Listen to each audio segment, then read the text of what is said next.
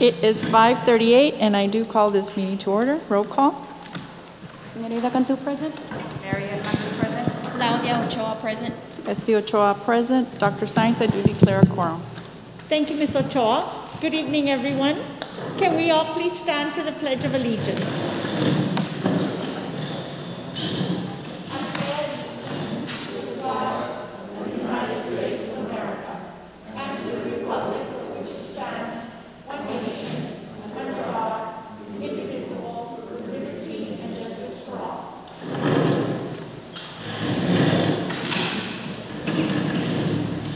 We do have one public comment. Yes, we have a public comment, and it is by Ms. Brenda Lee Salinas. Ms. Salinas, at this time, we'd like to remind you that your comments are limited to 3 minutes. Our board attorney, Mr. Flores, will keep time. You're to deliver comments in a professional, courteous manner. You may not attack anyone by name, and you're expected to comport according to board policy BED local. And do you have any questions? Thank you, Madam President. Good afternoon, Madam President, Dr. Science, school trustees, as well as administrators. I'm Brenda Lee Salinas. I am a proud La Jolla teacher. I work at the Vasco Elementary pre-K. I'm a pre-K teacher, as well as La Jolla AFT president. But I'm not only here for as far as representing the 1,000 plus members for the La Jolla AFT, but I'm here as an employee. As an employee that like I said, I'm very proud. And I want to thank all of you, the school trustees, Dr. Science, and the administrators for doing an amazing job. I did attend the district reopening committee meeting, and I was appalled. I am very, very impressed as far as what you're doing to make sure that every employee, every student is going to be safe, whether it's going to be face-to-face or remote learning. So I thank you for that. My hat's off to you. Like Steph Capo, the Texas AFT president said, and I'm going to quote him, "There is nowhere our teachers would rather be in their classrooms in August, not having to reply on distance learning, but we have to pay attention to pay attention to our community." So that means that that's what you are doing. That's what we are doing. We are paying attention to the community. We are paying attention to the parents. We are paying attention to our students, and you are leading the way. So I thank you. And I also thank you that you have given us the opportunity. We have a very positive working relationship, and I want to make sure that we keep that so that we can move our district forward, so we can do what we need to do for our students, for our employees, and for our community. So again, my hat's off to you all. Thank you, Ms. Salinas. Thank you, Ms. Salinas. We'll go on to discussion on the 2020-2021 school reopening plan. Thank you, Ms. Ochoa. La Jolla ISD is very proud to present our plan to reopen our schools today. Our staff has been working diligently to plan a program that our students will learn from and stay safe. I want to emphasize to our parents that we respect the choice that they will make for their children in August, whether it will be to keep their children learning at home or to send them to school. For our students who will continue to learn from home, we have designed an online curriculum program that will be engaging, more teacher-directed, and challenging for students. For our students who will come to school and learn in our classrooms, we will make our schools safe by implementing many safety precautions. We're confident that the plan that we have outlined for instruction in the classrooms can provide a safe learning environment for our kids. Our district's #1 priority is safety. First, we must keep our students and our staff safe and healthy, and then we will provide an excellent instructional program for our students. And so we're going to begin discussing our plan for reopening today. And let me welcome Mr. Munoz. Are you going to begin the... Ms. Magda Villarreal, Dr. yes. Sainz. Ms. Magda Villarreal, our Assistant Superintendent for Curriculum and Instruction, is going to begin to lead our discussion in our reopening plan. Thank you, Ms. Villarreal. Thank you, Dr. Sainz. Good afternoon, Madam President, Board of Trustees, and Dr. Sainz. This afternoon, we'll be reviewing our reopening plan. So if you could go ahead and turn to page 2 of the document that you have before you.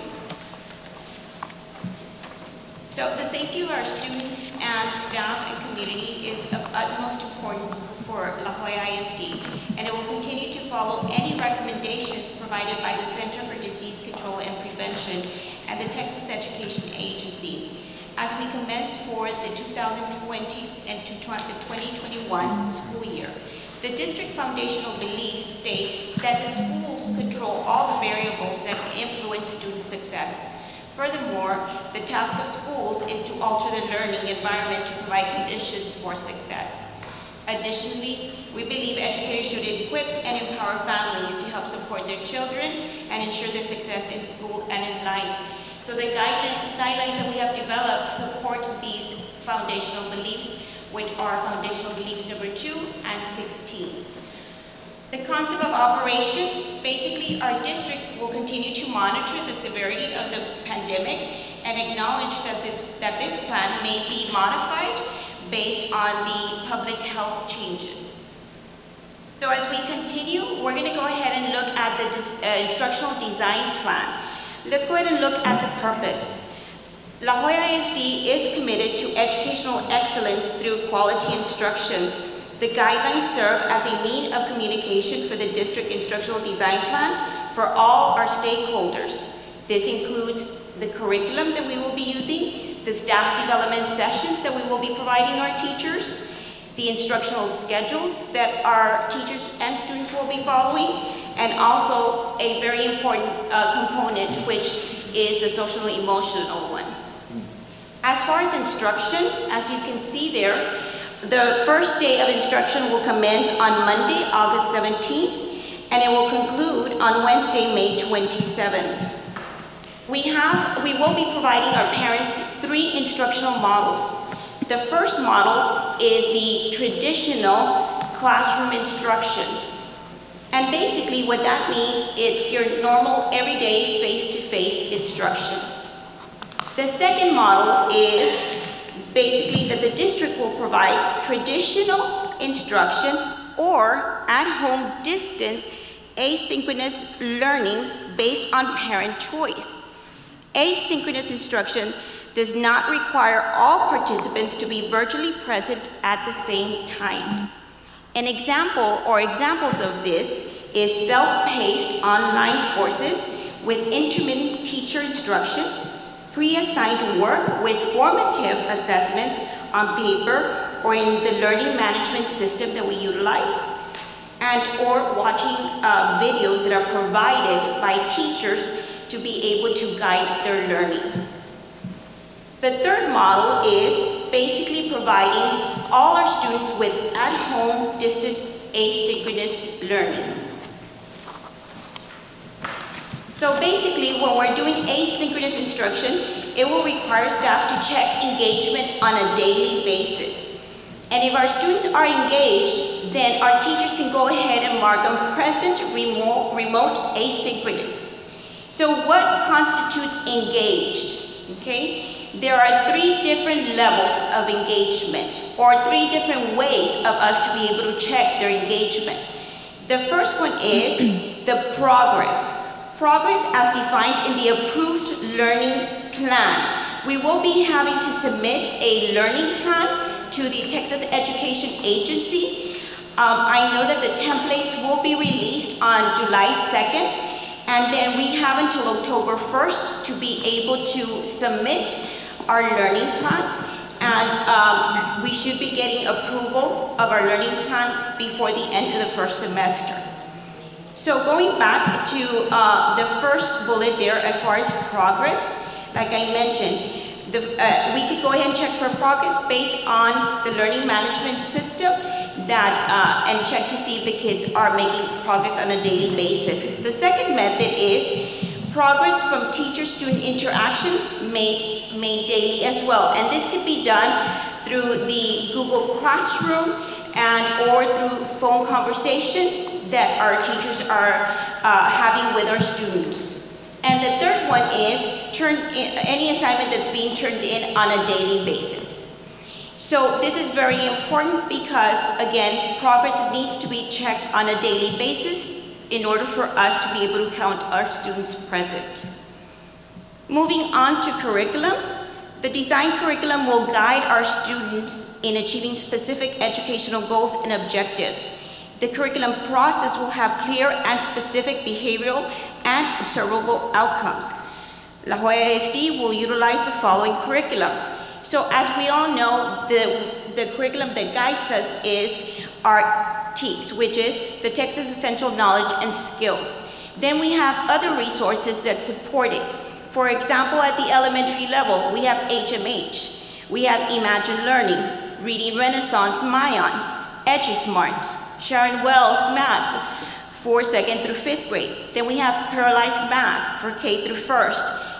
Pearson Realized, and that's for Science and Social Studies, and Scholastic Big Days. We move on to middle school. In middle school, aside from the Texas Essential Knowledge and Skills, we have McGraw-Hill, and you have the list there, right? I'm not going to read it, but it's provided there for you all. And then we move on to high school.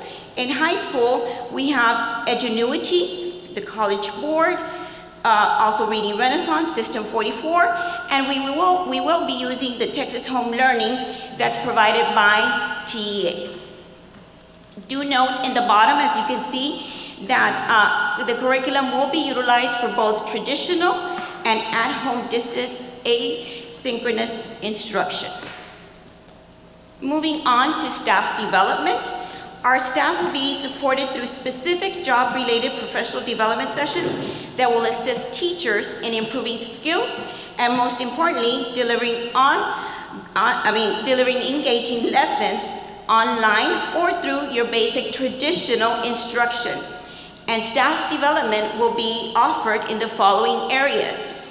And as you can see, it's listed there, and also the specific groups that will be trained.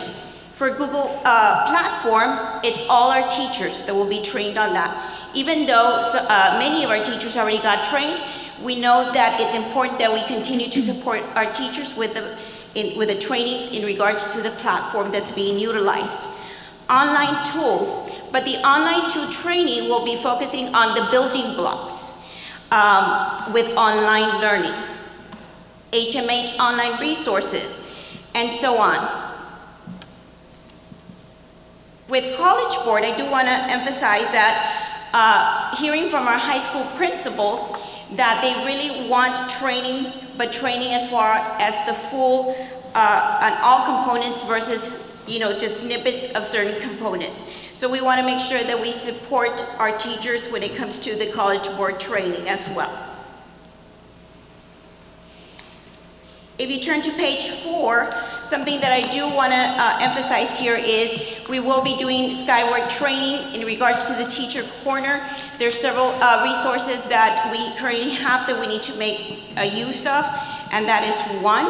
Also DMAC training for online assessments, because that's something that we need to make sure we start being more efficient on to be able to do some progress monitoring as well when we're doing our remote learning.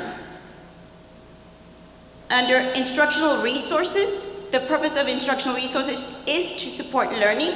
The resources listed will allow students to engage in application and allow them to master the objectives being taught, whether through traditional or at-home distance asynchronous learning model. Teachers and students will have the necessary resources to deliver and master learning. And again, through a collaborative effort, this list came about. Provide campuses with electronic devices, insight software, wireless mouse, headsets with mics, Zoom licenses, and textbooks for our high school campuses. or online textbooks. Under the social emotional, and you have a brief definition there as to what is social emotional. Like I mentioned earlier, this is a very important component for all of us. We understand the importance of mental health for adults and our students. But with this, we will be focusing on improving the instruction when it comes to social emotional to help our students. And you can see that under the elementary, there's certain things that we're going to be focusing on. Mindfulness, and we will be using Explore. And this is something that we're already doing during the summer school instruction. Also, cooperation with the library services to be able to teach our students and be more aware of that social emotional component. And then we also need to make sure that we train and provide staff development on the social emotional component. And you're going to be able to see that it's almost similar across the board in every level. If you turn the page to page 5, you're able to see the components of what needs to be done to be able to support our counselors as well. So it's listed there for your information. Questions as far as the instructional plan? Thank you, Mrs. Villarreal. So now we'll go on to the second part of our plan, and that is the operations and safety components. The instructional part that we just listened to, that applies to whether students are going to be learning from home or whether students are going to be in the classroom. This part of the plan, the operationals plan, applies to students that will be coming into the school and learning from the classroom. So we'll begin with Chief Gonzalez. Good afternoon, Dr. Science, Madam President, members of the board. We understand and know that a successful instructional plan can only be accomplished if all stakeholders are safe and feel safe and healthy. So the purpose of this plan is it provides guidance to fulfill the traditional functions of an in-person instructional program for La Joya ISD. This plan establishes safety procedures and protocols following the guidelines delineated by local, county, state, federal, and Centers for Disease Control, the CDC regulations.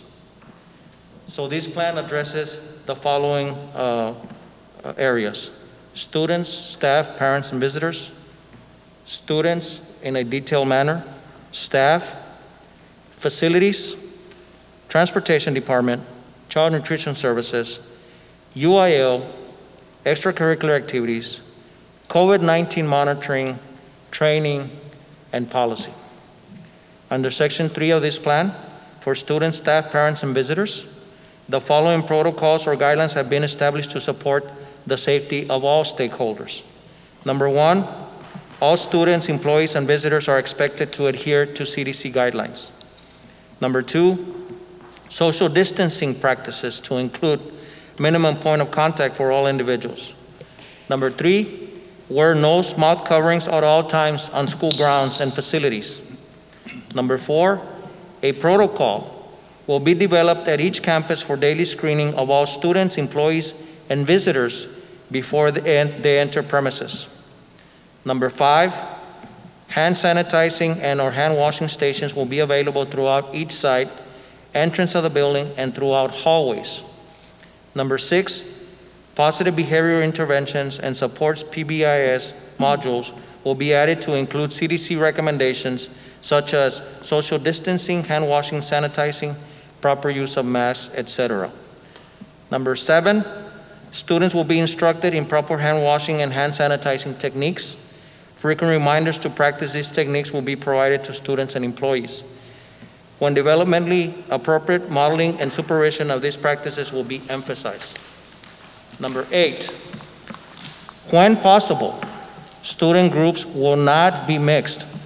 Students will remain with the same group of students throughout the day and will stay in the same classroom. Number 9, additional disinfecting measures will be embedded throughout the instructional day. Number 10, group gatherings such as assemblies, field trips, etc. will not be held until further notice following CDC recommendations.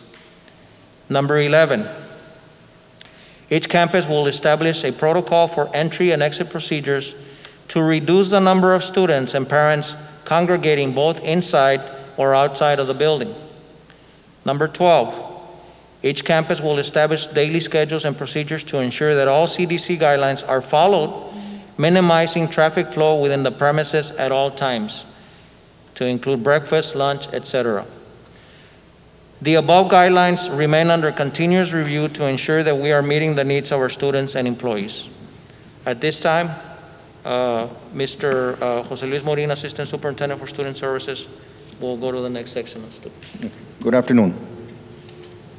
We wanted to create a section for students, and we created the La Joya ISD COVID-19 student procedures and protocols. And the purpose is the health and safety of our students, staff, and community is our highest priority, and La Joya ISD is closely monitoring the spread of COVID-19. We are following the guidance provided by the Texas Department of State and Health Services, the Center for Disease Control and Prevention, the Hidalgo County Health Department, and the Texas Education Agency. All students are expected to adhere to the following guidelines. In order for students to return to school, number 1, all students will need their parent guardian to submit the travel disclosure form to their campus a week before they are scheduled to report to school. Number 2, unless otherwise notified, all students will report to school in accordance to the La Joya ISD 2020-2021 calendar. And we do state under that the calendar can be found on the district website. Before a student reports to school, number 1, all students will be required to self-screen or have their parent or guardian screen them for signs or symptoms of COVID-19. The symptoms, we include the symptoms which are new or worsening cough, shortness of breath, sore throat, loss of taste or smell, feeling feverish, or a measured temperature greater than or equal to 100 degrees Fahrenheit. Number 2, if students exhibit any of the above COVID-19 related symptoms or come into close contact with a person who is lab confirmed to have COVID-19, students must notify their campus principal and nurse. Students will not be able to report to school or enter any district building or facility until cleared by the school nurse.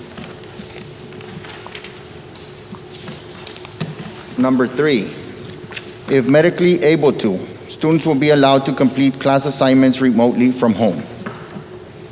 Number 4, students will limit communication about health matters to their campus principal and nurse. The campus principal, nurse, or designee will take responsibility for notifying individuals who may have been exposed. This process will ensure that the student's personal and medical information is kept confidential. Number 5, students will not be able to return to school or enter any district building or facility until cleared by the school nurse. In the next section, we talk about while students are in the district facilities or property. Number 1, students will self-screen or the school nurse will screen them and check them for symptoms of COVID-19.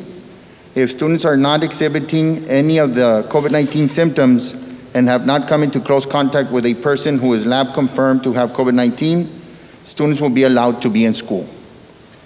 Number 2, while at school, students will be required to follow these guidelines.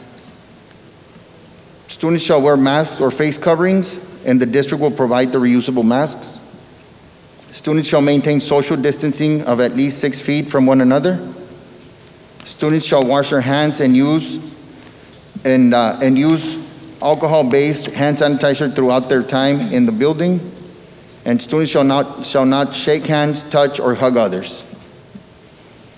Number 3, if students develop symptoms or become sick during the school day, students must immediately separate themselves from their peers, notify their teacher. The teacher must send the student to the designated isolation room.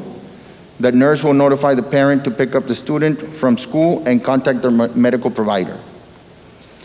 These students will not be able to return to school or enter any district building or facility until cleared by the school nurse. And we also included there the definition for close contact. Close contact is defined as being 6 feet for periods, within 6 feet for periods of 15 minutes or longer. Any questions on the student plan? Thank you. Thank you, Mr. Morin. On page 9, Board of Trustees, steps 1 through 6 is a summary of all of the steps that Mr. Morin just described, but we put them on a one-page summary.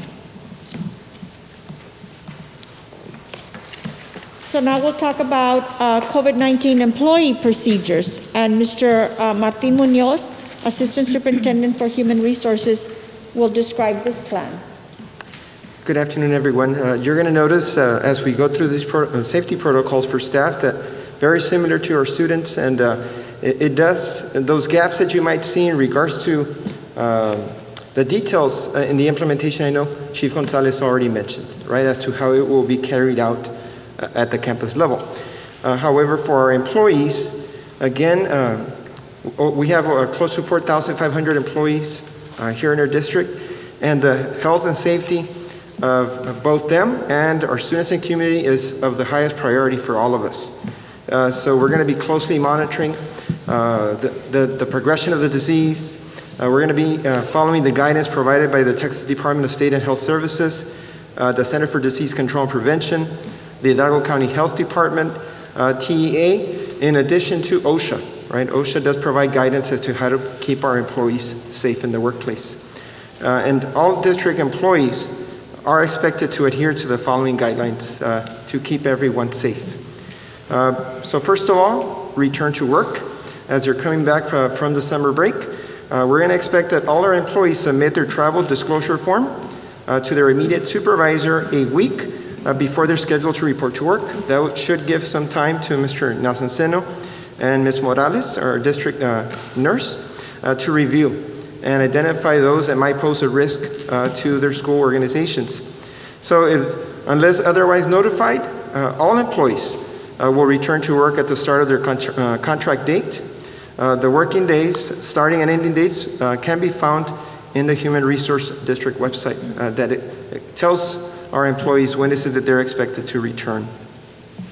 Now, before the employee reports to work, right, they're at home, they're getting ready, we're going to expect them to follow the following guidelines. Step 1, all employees will be required to self-screen for signs or symptoms of COVID-19. The symptoms have already been explained and described, but again, it's a cough, shortness of breath, sore throat, loss of taste or smell, if they feel feverish, or if they have a temperature greater than or equal to 100 degrees Fahrenheit. So if the employee exhibits any of the above symptoms, or if they have come in close contact, right, within 6 feet for periods of 15 minutes or longer, with a person that is lab confirmed to have COVID-19, then these employees must notify their immediate supervisor and the Office of Risk Management, and the number is provided for them there, so that they can self-report. Now, pursuant to our school board policy, DBB, both legal and local, the employees will not be able to report to work or enter any district building or facility until they're cleared by a medical provider or by the Risk Management Office. The employee will have 1 week to submit results to the Office of Risk Management, right, where they are letting them know whether they're either negative or positive. If they're negative, they'll be allowed to return to work. If they're positive, then they will follow the directions that their health provider provides them, right, to self-quarantine and not be able to return to work until they are cleared. So number 3, if able to, while the employee waits for results or is in self-quarantine, the employee will be allowed to work remotely from home. And while doing so, the employee will follow these guidelines. And these are our work from home guidelines that we provided to our employees back in March. But within them, you will see that all employees need to check their work emails on a daily basis. All our employees have been provided with a district email, including our auxiliary staff. During the workday, all communications to social media needs to remain professional in nature and be work-related, and be in accordance with district guidelines, policies, and procedures. When our employees are communicating with students, parents, or colleagues, employees should adhere to the La Joya ISD DH policy, which is electronic communication between employees, students, and parents. Employees need to preserve their emails and texts when it involves communication with parents, students, or other staff members, as required by the Public Information Act. Employees must adhere, while they're at home, to all federal, state, and local policies and procedures. They will follow our work from home protocols that are specific and unique to their assignment. And at any given time, an employee may be asked to complete tasks at the direction of their supervisor. If the employee is not accessible to work remotely, the employee will then have to use their accrued leave, whether it be state, local, and/or emergency leave. They will follow the absence reporting protocols at all times. Okay, number 4. If the employee is not able to work remotely, employees will be eligible to take emergency paid sick leave, state leave or local leave during this time in accordance with district policies and federal law. If employees require extended leave for complications due to COVID-19, the employee may be eligible for the Family and Medical Leave Act, the new coronavirus Family and Medical Leave. And all FMLA protocols should be followed. Employees will limit communications about their health only to their direct supervisor and to the Office of Risk Management. Risk Management will take responsibility for notifying individuals who may have been in close contact, and exposed to that employee. This process will ensure that the employee's personal and medical information is kept confidential. Under number 6, the employee will not be able to return to work or enter any district building or facility until cleared by a medical provider. And according to our policy, has to be a licensed medical professional that is practicing in the United States or by the Risk Management Office. The polymerase chain reaction diagnostic test, a PCR test, will be the only test that our district will accept for the diagnosis of employees. The employee must submit a copy of the results to the Risk Management Office via email, and the email is provided to them there. So that is if the employee has not reported to work, right? This is coming back from summer, or they're at home over the weekend, or every morning as they are about to report to work, they would follow those guidelines. Following that is while employees are at work in district facilities or property, if they have already reported to work. So employees will self-screen and check for symptoms. If the employee is not exhibiting any of the COVID-19 symptoms or has not come in close contact with any person who's lab confirmed, the employee would be allowed to come into work. While they are at work, employees will be required to follow these guidelines. First of all, employees should wear masks or face coverings. Employees shall maintain social distancing of at least 6 feet from one another. Employees shall avoid in-person gatherings of 5 or more employees that are longer than 15 minutes. Employees shall wash their hands or use alcohol-based hand sanitizer throughout their time in the building. Employees shall cover their mouth and nose when sneezing. Employees shall not shake hands, touch, or hug others. And employees shall continue to self-monitor their health. And in order for these to be implemented accordingly, as Chief Gonzalez mentioned, there will be a robust training process that our administrators will be doing with their staffs in the summer, during their summer in-service periods. Number 3, if the employee develops symptoms or becomes sick during the workday, the employee must immediately separate themselves from their colleagues, notify their immediate supervisor, leave their work site, and contact their medical provider. The employee, again, will have 1 week to submit a copy of their PCR results to the Risk Management Office via that email. Now, pursuant to La LJISD School Board Policy DBB, legal and local, the employee will not be able to report to work or enter any district building facility until cleared by a medical provider and by the Risk Management Office. And we're going to be very strict when it comes to these policies and procedures, because we recognize the effect that an infected employee can have on an organization, on a campus, or in a department, right? It's very disruptive. They can paralyze the school, the functioning of the school, if they were to report to work and infect others. Now, within our district, we do have some employees that are immunocompromised, that are at higher risk of falling ill to COVID-19. So these workers that are at high risk for this illness might include employees that are above 65 years or older, those with documented underlying medical conditions, and the CDC does have some guidelines in regards to who would qualify under that criteria. Well, these employees are encouraged to self-identify to their principal, to their director, or the Human Resource Office, so that the district can explore reasonable accommodations to minimize their risk of exposure to COVID-19. Now, we do have within those 4,500 employees some that are very essential. Not everyone is an essential, but these employees are essential to the continuity of the operations, right, of essential functions. Well, these employees may be permitted to continue work following potential exposure to COVID-19, not diagnosis, right? If they're diagnosed positive, they shouldn't be in the workplace.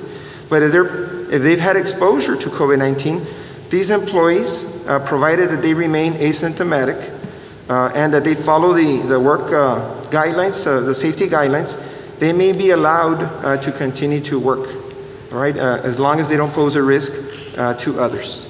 Once there is a confirmed diagnosis, then these employees would not be allowed to be in the workplace. Now, following that, just like you saw it with the students, we do have an exhibit. Although it's written, it's really a flow chart to help our employees and help our administrators train their staff in regards to what is it that they need to do before or during and after work, right? It's a step-by-step guide. What is it that the employee needs to do if they're at home? What is it that they need to do if the employee is at work? What is it that they can do if the employee can work remotely or not? And how is it that they can be cleared to return to work? And as you can see there at the beginning of page 13, the above procedures and protocols are subject to change pending any other updates or directions from local, state, or national health leaders. And we are advising our employees that failure to comply with these guidelines may or will lead to disciplinary action up to including recommendation for the termination of employment. Because again, we value the health and wellness of our staff, of our students, and our community. Thank you, Mr. Munoz. Yes, ma'am. Now we'll go on to talk about school facilities and protocols that we're going to put in place. And Mr. Rick Villarreal, our Assistant Superintendent for Operations, will lead this discussion. Thank you, Mr. Villarreal. Thank you, Dr. Science, and thank you, Board, Madam President, for making time from your schedules. School facilities plan includes our maintenance, custodial, physical, can you all hear? Closer? Thank you, Mr. Morin. Custodial, maintenance, physical plant, transportation, and of course our child nutrition department. All La Joya ISD school facilities and buildings will be maintained to meet optimal cleaning and disinfecting standards. The La Joya Independent School District Maintenance and Facilities Department will continue to assess, make proper changes as needed to efficiently address any needs or concerns that may arise. Over the summer, schools will undergo a deep cleaning using approved products with residual technologies to ensure that the surfaces stay clean and sanitized for longer periods.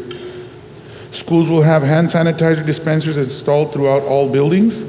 Schools will have posters indicating CDC recommended guidelines. Schools will have barriers installed between sinks and student bathrooms. Schools will have 6-foot markers in the sidewalks, which we're already ordering, and hallways to support social distancing. During the day, custodians will wear face coverings such as face masks and or face shields. Schools will have hand sanitizer dispensers and soap dispensers regularly monitored and refilled as needed. Touch points will be disinfected continuously. And throughout the school year, schools will undergo several cleaning and sanitizing protocols on a daily, weekly, and monthly basis using approved antimicrobial products with residual technologies. Portable electrostatic disinfecting mist devices will also be used, which La Joya ISD already has. In our school classrooms over the summer, classrooms will undergo deep cleaning using approved antimicrobial products with residual technologies to ensure that the surfaces stay clean and sanitized for longer periods of time. Classrooms will have hand sanitizer dispensers filled so that students can use as they enter and exit the classroom.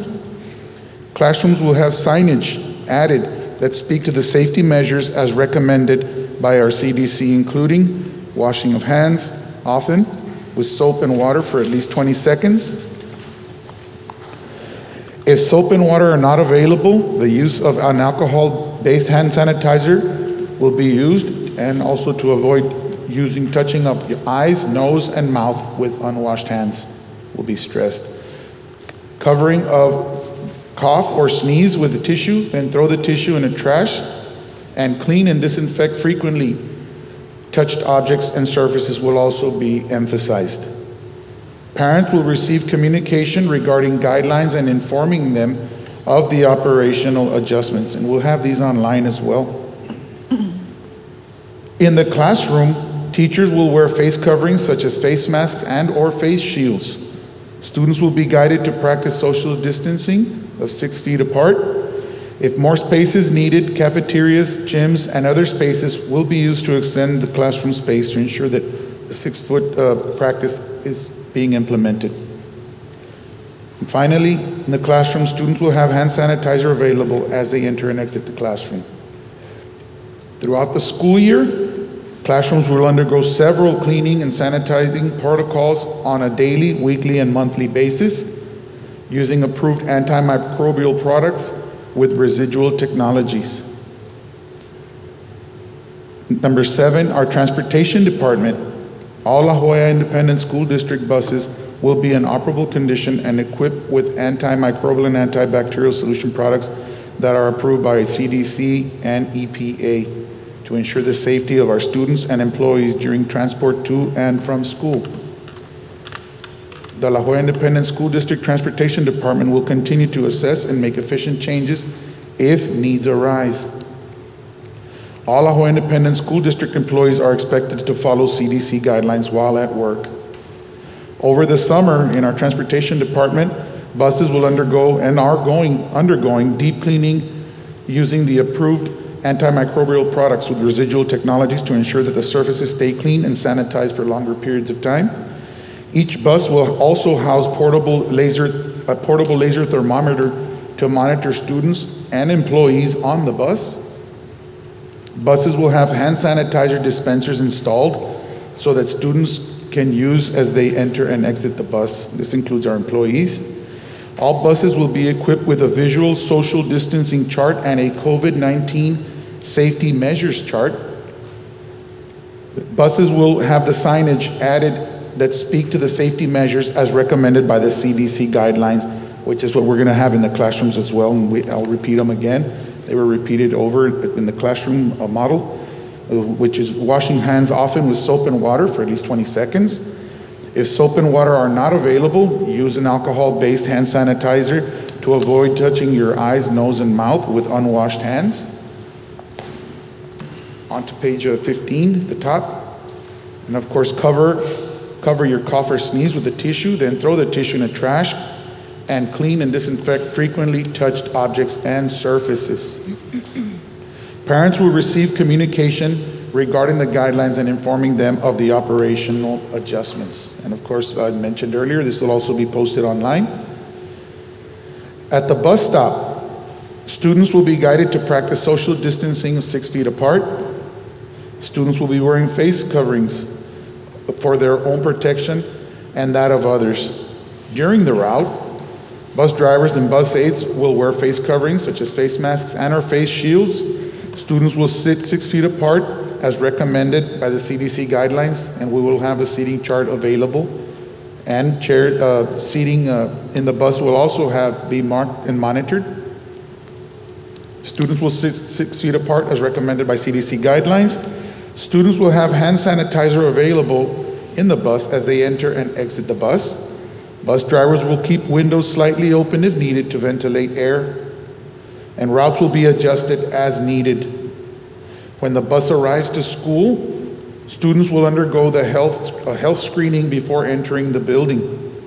At the bus depot, buses will be thoroughly cleaned and sanitized daily between runs and at the end of the day using the approved antimicrobial products with residual technologies.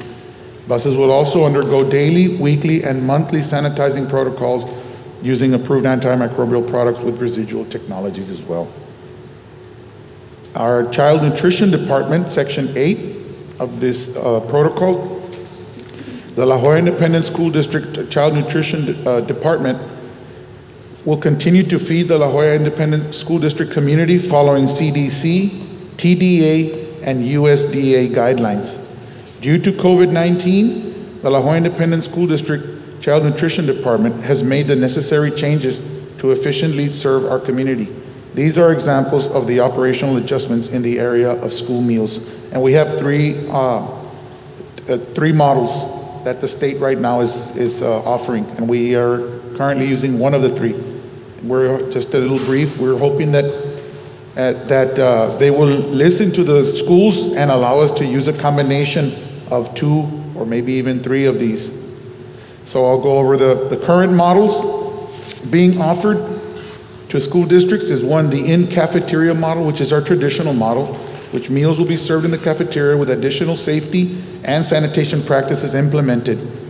Our CNS and custodial department will coordinate on cleaning, disinfecting, and sanitizing before, during, and after meal distribution to students.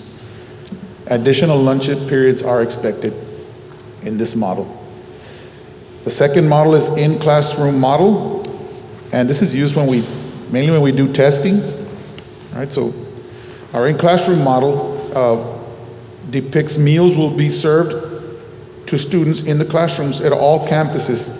Some needed items are extra kiosks, 4 to 5 laptops per campus, 1 cold holding equipment, which are basically your ice chests, cold or hot, and transport carts per hall. I believe we already have the cold and hot equipment and the transport carts. We would need the kiosks and a few extra laptops per campus for this model. And then again, the CNS department and the custodial department will coordinate for daily cleaning, disinfecting, and sanitizing duties. Manpower will be needed for sanitation of all classrooms after lunchtime, especially after lunch. And finally, virtual learning model is the grab-and-go model, which is what we're currently doing with, at our campuses, at our 12 designated campuses on Tuesdays and Fridays. Meals will be provided via grab-and-go style. All 36 cafeterias, if inoperable, if we go with students coming into school, all 36 cafeterias will open to produce meals to distribute. The plan will allow for a 1-day or 2-day distribution of meals per week, similar to what is currently being done. During the day, our food services staff will wear face coverings such as face masks and/or face shields. Food services staff will continue to wear gloves when serving meals.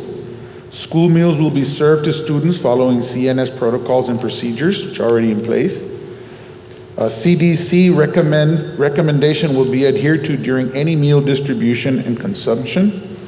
Students may remove masks during consumption time. We will see our proper mask removal, the CDC recommendations. That is what the model we will follow.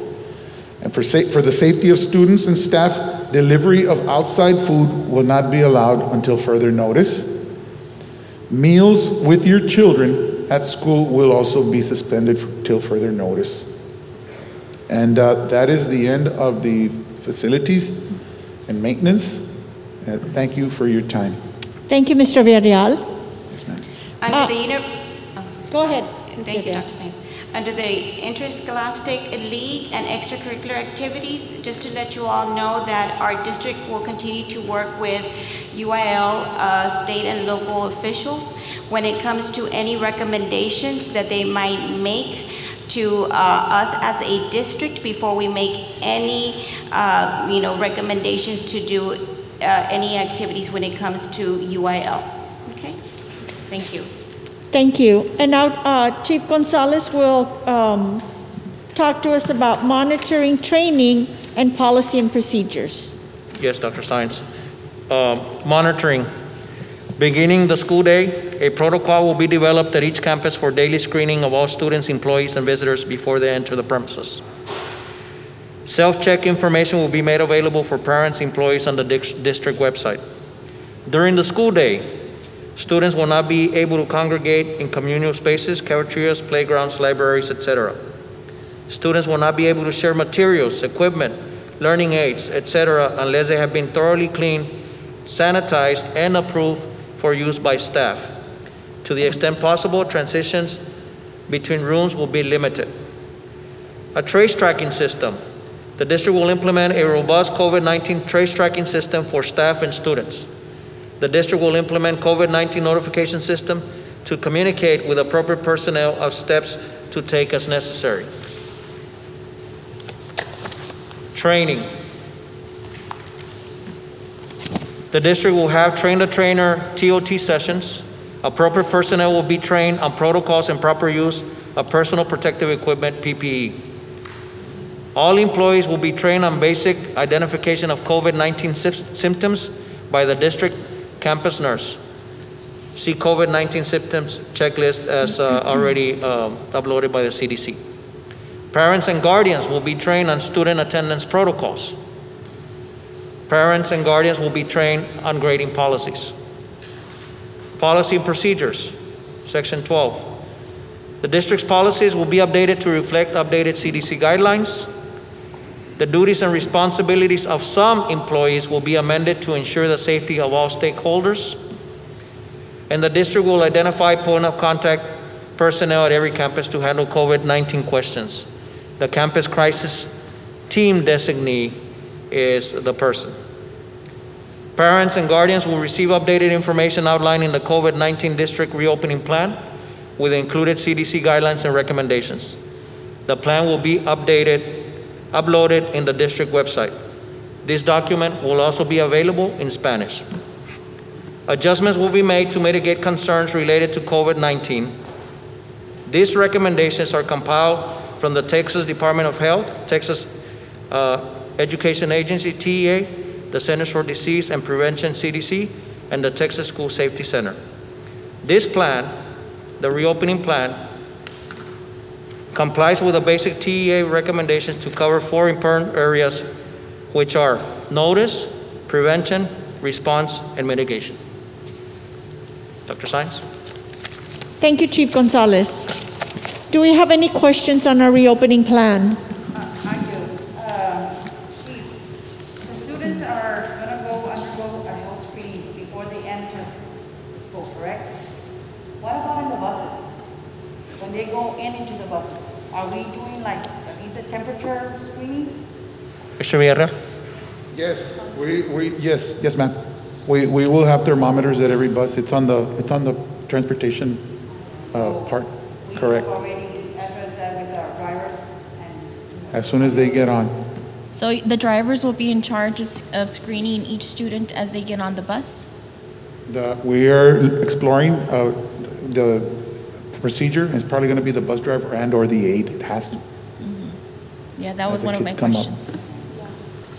We've already ordered the thermometers for all buses as well. We might. Mr. Munoz?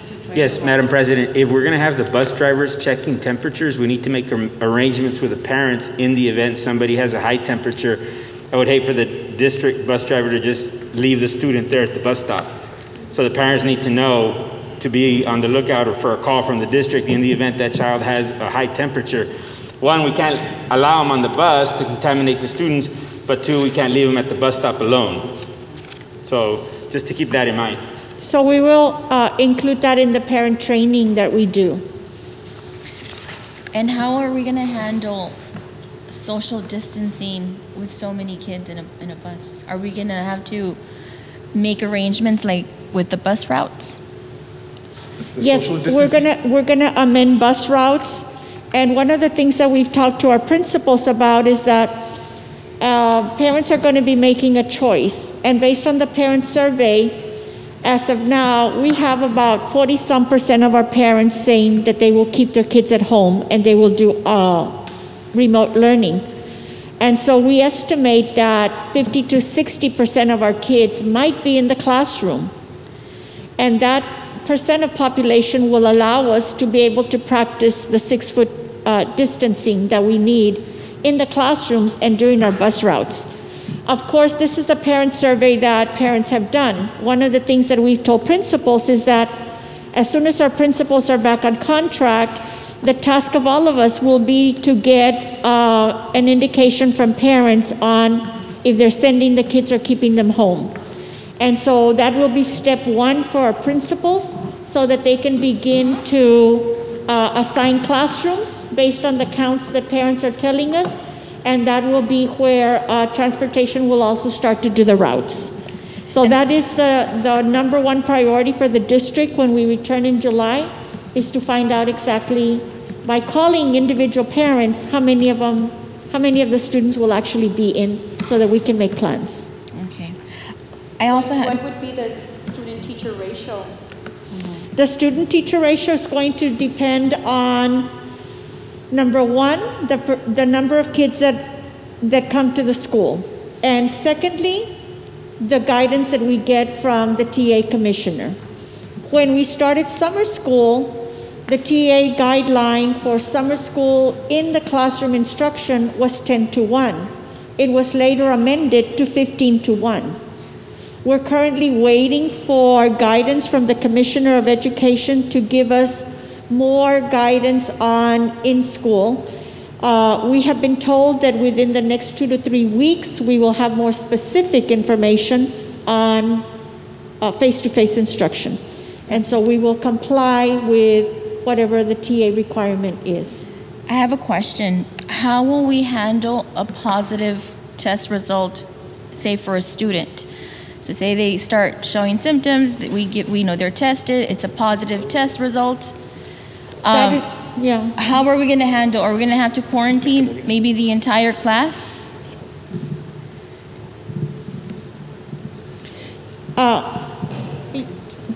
Go ahead. No, go ahead, Mr. Morin. So the I'm question, sorry. what was the question? So say we have a positive test result, a student tests positive for COVID. Are we going to have to, of course we're going to have to remove that student from the classroom, Right. but are we going to have to quarantine the entire class? Well, we're going to have to evaluate, remember that the 6 feet apart, and then also look for the symptoms, and then testing the students that fall under those guidelines, right? So that would be what we would do. And I don't believe we're going to be doing the quarantining the whole classroom. It would only be those students that have been in close contact with that student. We're expecting that we were going to get information from that also, because during summer instruction, one of the things that was in the guidance is that if there was a student that tested positive in the classroom, that all the students in that classroom would be quarantined and subject to testing. However, like I said, we're still waiting for the commissioner's guidance on that. One of the things that was also in place is that kids stay with their group as much as possible throughout the day, so that in case there is a positive tested student, that would limit the number of kids that would either have to be tested or quarantined. And that's why in our guidelines, we are planning to keep kids within the same group as much as possible, and the same area as well, right? And addressed and taught by the same teacher, because the same thing goes with a group that travels from teacher to teacher. We would have more teachers that might need to be tested also. So even though we're waiting for more guidance on the commissioner, that is what we do know, that we need to keep kids in one group throughout the day with one teacher to the extent possible. That's pretty much easy to do in elementary, I would say, but how would we do that with middle school or high school? We have talked to our middle school and high school principals. The guidance have said to the extent possible, and so principals will try to schedule the same group of kids. In high school, it might not always be possible, but that is why we're still waiting for the commissioner's rules on traditional face-to-face instruction.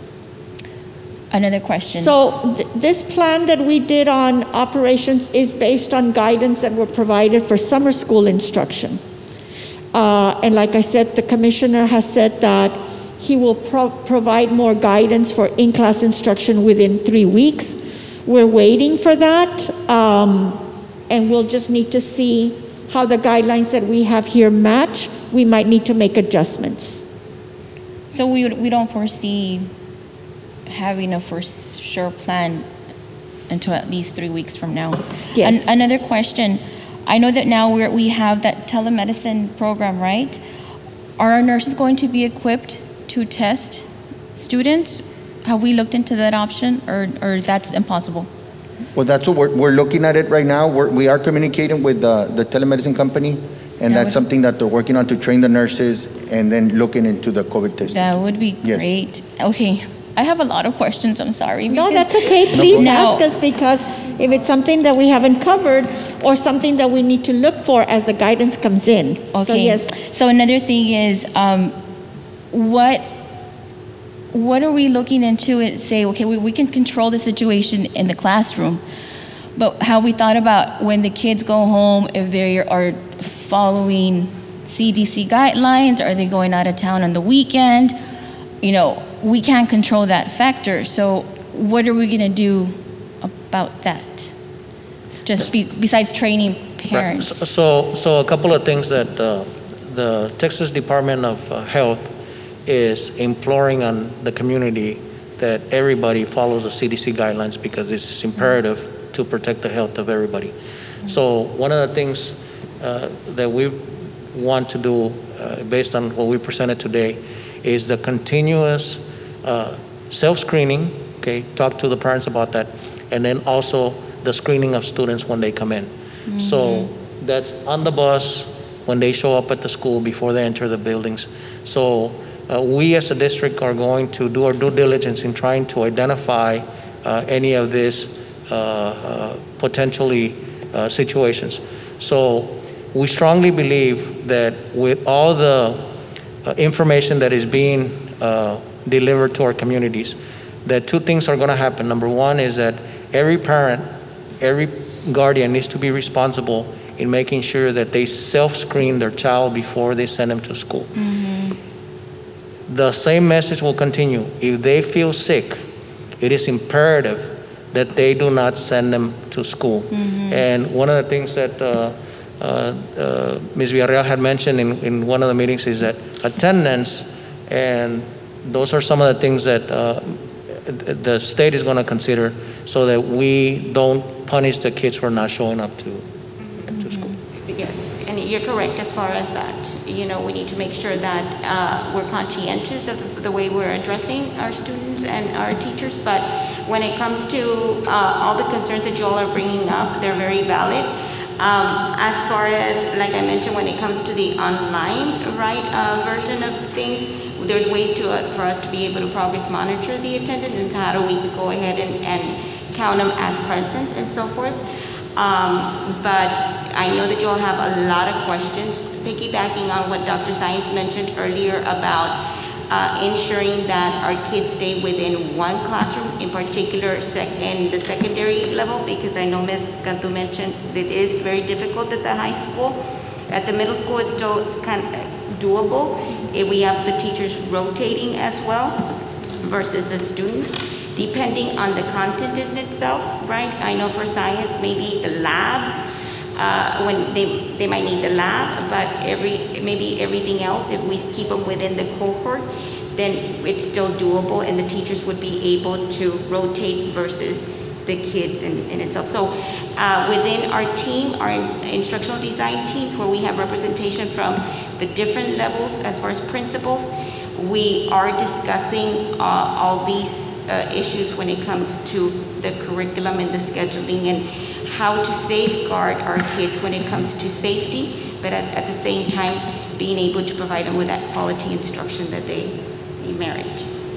Chief, maybe going back to my question, I think I was talking more like the outside factors, like after school and stuff, and I think it would be a good idea at this point to maybe work closer with our cities, right? And because I know, like, now we have we have to enforce these laws, right? So maybe it's a good time for us to work closer with them.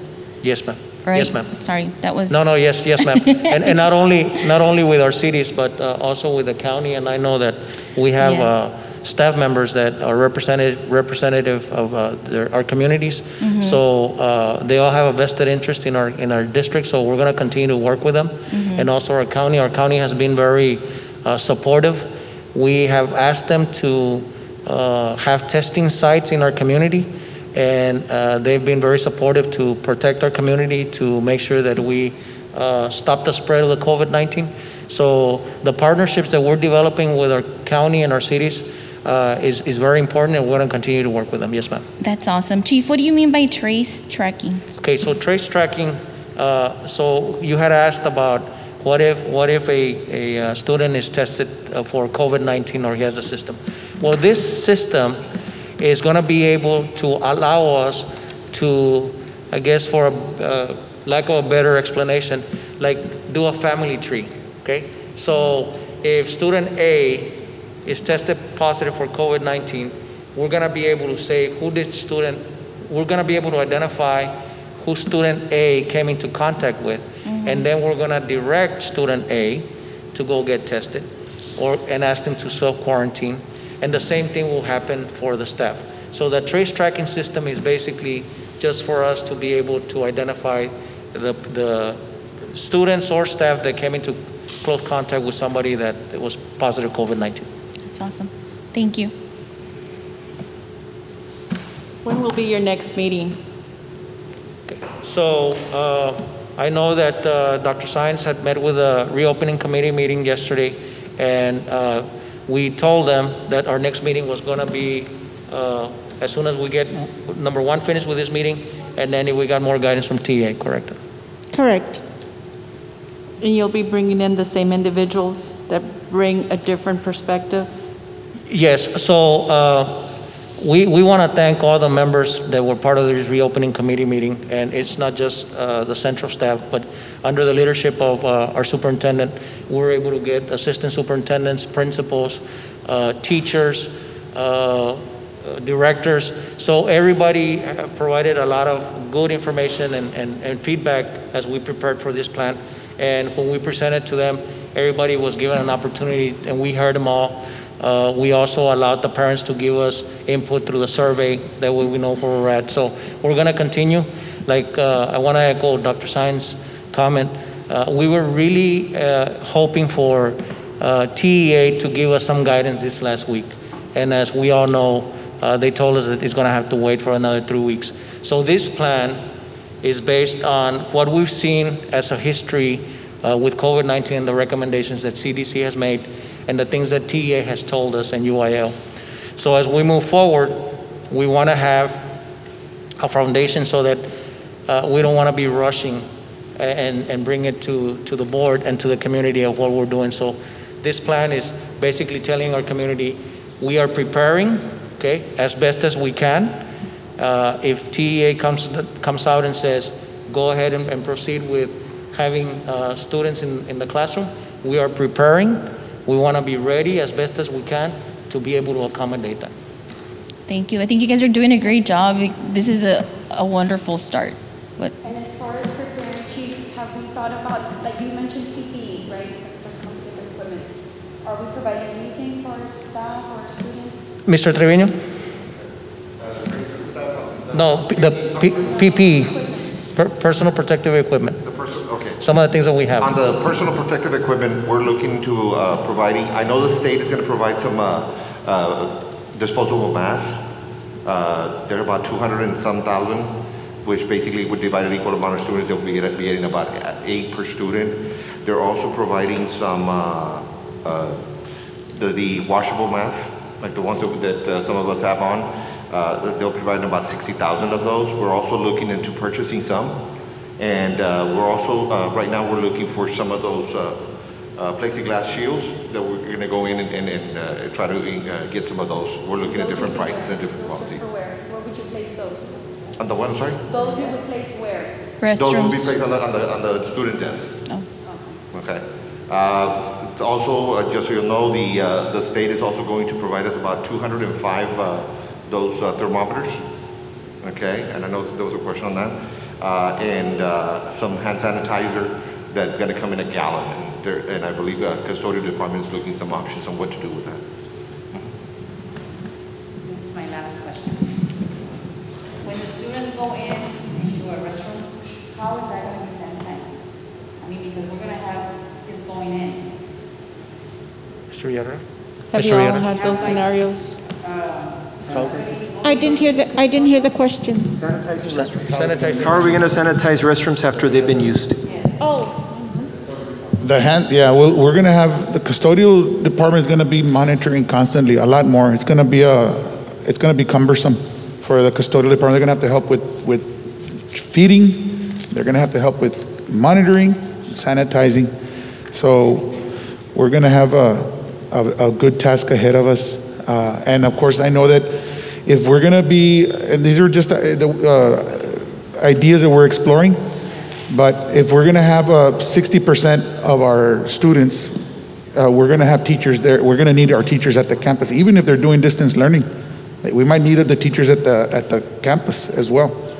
And we're exploring the idea of using some of those teachers to help us monitor, to help us when the kids come in on the buses. We're going to need teachers, coaches, all the staff, on all hands on deck, pretty much. So it's not only going to be the custodians, but we're still completing the plan, and not only putting it on the custodians, everybody. It's a team effort, and I think it takes a village to raise a child, and we're going to have to use the entire village. I think the restroom would be pretty easy because you go in, wash your hands. That's the best way to sanitize, right? Go in, wash your hands before, and then wash your hands after. Yeah, but when you go in, I'm saying, because you're talking about like the younger kids, I think. That they go in, and of course they're being in the room almost, half a day. So they're going to want to go to the restroom, start playing around. Okay, that's what I'm looking at. Yeah. You're saying who's going to monitor? We will need to have regularly scheduled sanitizing. Yes. Yeah, and we're ordering some vinyl heavy-duty stickers, all right, that are going to go on the floor. And this is just right now, I'm thinking we'll have those in the hallways, and we'll have them in the restrooms in front of the restroom. And we can put 6 feet, and stop. If there's 3 or 4 people waiting to go into the restroom, they're going to stop it's at the... are they going to be sanitized every 30 minutes, every hour? That's what I'm asking. Yeah, like we're going to have a schedule for that, because like I said, elementary students will be like, they've been in a room for such a while, they're going to say, well, I need to go to the restroom. They'll go ahead and go. But then we have to make sure that the teacher knows, she is going to know that the student left to the restroom, but maybe not timing. Right. And that student can be there just putting his hands everywhere or just wasting some time. And I'm talking more monitoring. It's going to have to be more monitoring. Did I read that you were going to install plexiglass dividers in the restroom? I'm sorry? Did I read somewhere that you were going to install plexiglass dividers in the restroom? It might not be plexiglass, but yes, dividers. He said correct. Between the sinks. No, I think I read somewhere here. Oh, between the sinks. Yeah. Yeah, we're also gonna have those hand sanitizers. And what are the portable electrostatic disinfecting mist devices? Wow, that's a big word. And those are all it is. It's a machine. We have I believe total we have 9 of them. We had some in order for our transportation department, and it's a little a portable. It kind of looks like a portable vacuum, and what it does is it sprays mist. It's called Clorox 360. The mist, and we have a lot of that. Clorox 360, and that what it does is it goes through every little nook and cranny in the classroom or in the bus. If you remember earlier this last semester when we had those students came in from San Antonio that were in the mall, we brought those portable mists to the fine arts and did the bus, in a matter of minutes it was done. They in fact they walked us through it and showed us it's very effective. So we're fortunate to have our custodial department ordered those a couple of years ago because we get a lot of kids that have the flu. And so sometimes there's an outbreak in the campus with the flu. And so we do as the day is over, we get in there and this thing gets, where hands can't get into, this mist does. So that's what it is. It's a portable little mist machine that can do thousands of square feet in a matter of minutes. Thousands. So one of the very important things that we're going to do as a district is that we put it in the plan is that some of the employees' responsibilities and duties are going to be amended so that we can be efficient and are able to protect the health of everyone. And I'll give you an example. In my department, my police officers went to the academy and never in their wildest dreams did they ever think that while being police officers, they were going to be doing student packet pickups. but we train on them and we started doing them. So as we move forward with this pandemic, until we are able to feel and we have a vaccine, that's why we put that in the policy, because we did discuss that some employees are going to have to help out as we move forward with this pandemic. So we won't really have what a day looks like, a complete day for a student as he gets to school and leaves, until we get further information from the governor. Like, I still don't know, how are we gonna, like, are they gonna go in staggered times, or how the dismissal, the arrival? We won't know that yet? We know that we're gonna have staggered bus schedules, that all kids are not gonna arrive at the same time, and all kids are not going to be deboarded in the same place. So we do know that, but we can't say for sure this route is getting here at this time yet. But we don't know what lunch is going to look like yet. Until we know which kids are coming to school. But we do know that we're going to have staggered bus routes. Right, but we don't have a set, like, lunch. We don't know how lunch is going to look like yet. We don't know what PE is going to look like. No, because, until we have the number of kids that are going to be at a school. And that's in July, we're going to work on the schedules based on how many kids are in the school. I guess what I hear is that the committee have been working as an overview of what will be implemented per se as procedures and practices, but what I'm hearing too is based on some scenarios. Those specific conversations haven't taken place simply because they're still waiting for additional guidance from the commissioner, which, I mean, a lot of the questions that not only the committees have asked yesterday based on the conversations that I hear, and the questions that y'all have brought up to the table, which are very good, are very detailed, go back to what Dr. Sines is saying, that they're just waiting on more guidance from above, which is kind of frustrational because at this point, you know, we all want those answers already. Right. Well, and also as parents, I mean, I think we all want to know. That's going to make our decision a little easier for a lot of parents out there.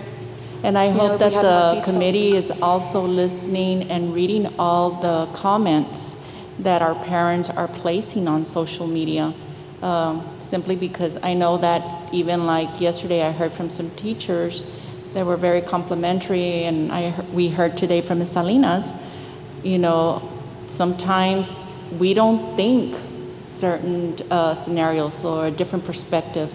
And so as parents, y'all are looking at certain specific things, and so that helps the committee to plan, because there's so much going on in our district and operating practices that they're looking at the big picture, but sometimes we fail to see the more specific.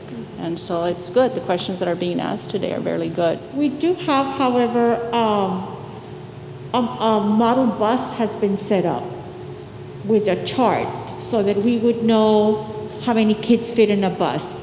So we have set up a model bus, just like we have set up model classrooms, in elementary, middle, and high school classroom, so that we would know what it would look like. And so we have planned like that, but the exact number of kids per school, you know, we have some parents that have not decided yet. I think on the survey, we had about 42% of the parents say that they were keeping their kids at home. About 30% said they were sending them to school, and another third were not decided yet. And so we're hoping that by mid-July, we will have a better estimate of which kids are coming. That way we'll know exactly what route they are. Because as soon as parents tell us, we'll start to track the routes and plan the routes, and also principals will be able to do their teacher rosters. So I guess like the next steps now is like Ms. Ochoa elaborate, like what happens if there is a positive, you know, where will that holding room be? What will be the next steps that the campus will take? From even like Ms. Hernandez to, are we going to be sanitizing the classrooms every hour, every 30 minutes?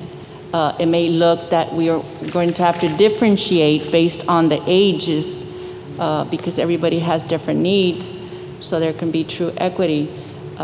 To even hearing to what Ms. Cantu is saying, how is that going to even look for secondary for our students?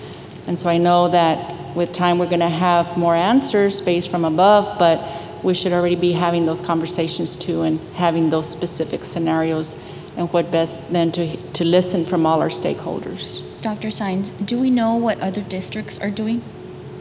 Most of the districts, because we have looked at some of their plan, are at the level of specificity that our plan is, because in most districts, parents are also deciding or, have not decided yet. So the plans that we have seen are, very similar to this plan. For the same reason also that all districts in Texas are waiting to see, are we even going to be able to bring kids into the classroom or not? Right. And so most of the districts that have a plan that's similar to ours is based on what was allowed for summer school also. Perfect. Thank you. I think we just need to start the communication, Dr. Sines, just as other districts have, just that, all of you have been working diligently in working out a plan. So. Thank you.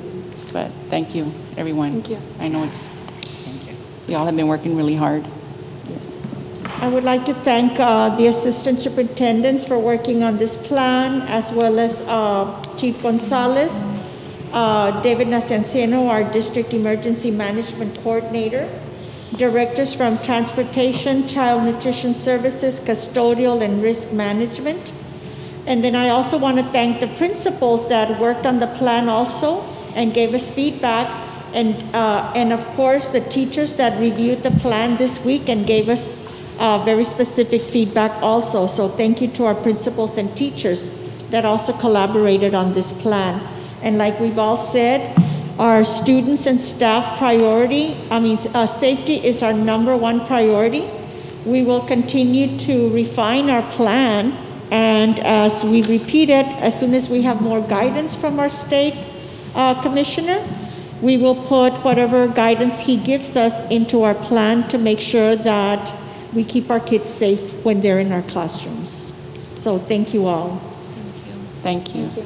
Thank you. We'll go on to discussion on Benavides Elementary and Dr. Javier Sines Middle School building use of beginning of school year due to roof or HVAC improvements. Okay, thank you again. I'm going to begin with the Benavides roof project. It will begin in early July and completed by mid-September. Our department has been in contact with the architect and the campus principal on this proposed timeline already. All administrators, teachers, staff, and community for the Benavides Elementary School are extremely excited and waiting for this project to begin and be over. The roof overlay will be done similarly to the overlay which was just completed at Irene Garcia Middle School, which really posed no disruption to the students during this 2019-2020 school year. The exterior walls, however, and gutter removal will pose the biggest obstacle for Benavides Elementary. Benavides Elementary has got the second roof it has the walls are not of stucco or of brick or block. They're made out of metal, and the school is close to 30 years old, and the school has the side walls have corroded, so that's going to be a challenge. In speaking with the principal though, and the architect and the engineer, the architect and the person working on that got the bid, we did come up with a plan to where the walls on the side and the windows on the side of the building, on one side, if they're working on the east side, the classes will be held on the west side, on the west hall and the north hall and the south hall. So the principal has a plan for putting the windows and the side wall. The roof is not going to pose a threat or be a noise or health hazard to the students. So In speaking with all three entities, our contractor, our engineer, and our administration from the campus, we do have a plan to where even if the contractor is doing work during the school year and the students are in the building, there will not be a hazard for the kids, which is good news. The principal has been made aware. He's happy about the project, and he's ready with a plan for his students and his teachers and staff as well. So safety, health issues? Correct. To our staff, to our students? Correct. Fortunately, correct.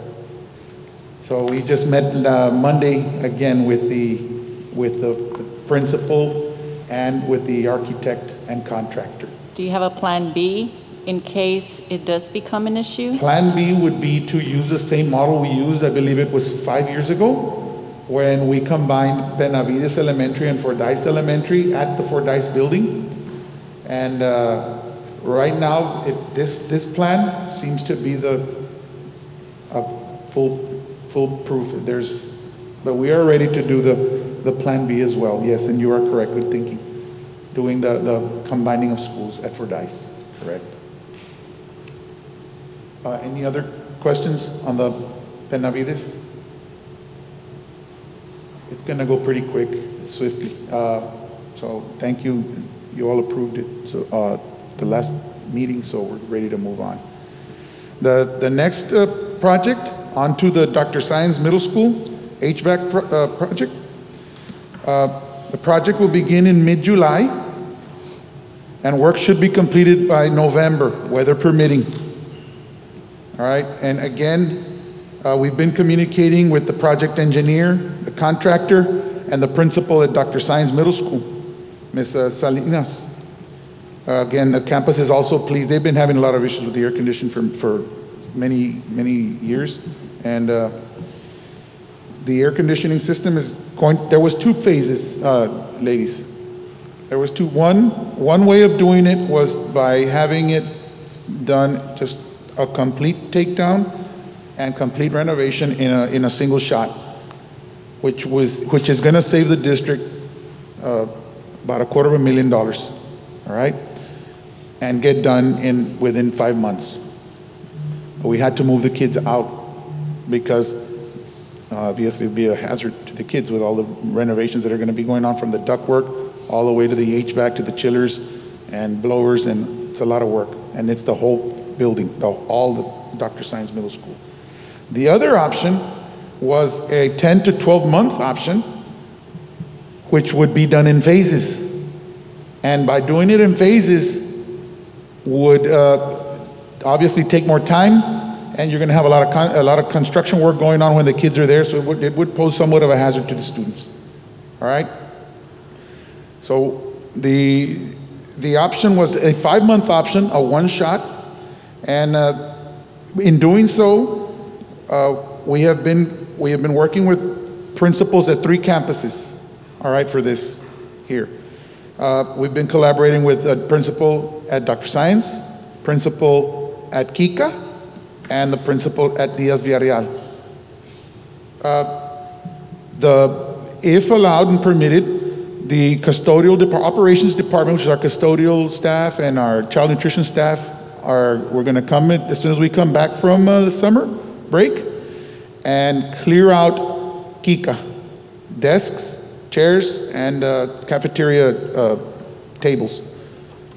Move them to warehouse and house some of the desks there at one of the portables at Kika, in case we need a few extra chairs and desks at Diaz Villarreal when we combine Kika and Diaz Villarreal. All right? That would be the first part of the project, which would take about 2 days if we staff it with about 20 cafeteria workers and about 10, 20 bus drivers, all right, to help move all the furniture. Then once we clear out Kika, furniture will move from Dr. Science, furniture and teaching supplies, teacher materials and teachers, they have them stored in boxes. That will be brought over to Kika, all right? Once that happens, well, we will be operational at Kika, all right? We also spoke with Mrs. Meave, the principal at Diaz Villarreal, and of course with Ms. Irene Fernandez. I've been communicating with both of them And they have a plan as well for housing the kids and separating the campuses, the campus in one campus. Pretty similar to what was done at Fordyce a few years ago when we combined Benavides and Fordyce. We'd be doing basically the same model that was done at Fordyce and Benavides. And of course, both principals from the elementaries are willing to assist us in any way, shape, or form that we can help them as well. Other than that, ladies, that is basically the plan. And it would be, if we start in, like I said, we start in July, weather permitting, we're looking at housing them till November. And then of course during the and I'm saying during the Thanksgiving break, and I can't, I cannot prognosticate the weather, but that would be around the time that the contractor and the engineer have said that completion of work should be done. And we'll do the same process again. Get Dr. Science staff, supplies, materials back to their home campus, and bring back the desks and chairs for the Diaz Villarreal staff, and bring the kids on back to Diaz Villarreal.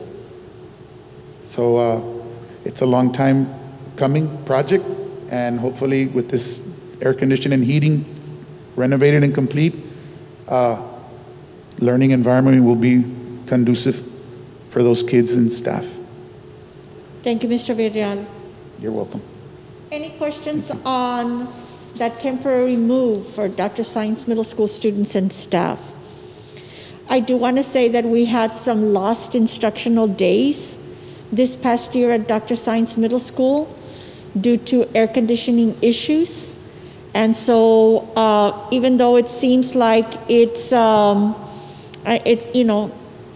more difficult to move all the kids, but we decided that in the long run, it would save instructional days for them to, although be in a different location, at least have their instructional days complete. And so that's why we made the decision to temporarily house them somewhere else so that we could maximize instruction but get their building fixed. So thank you, Mr. Villarreal. Yes, ma'am. Thank you. No further questions. We will adjourn at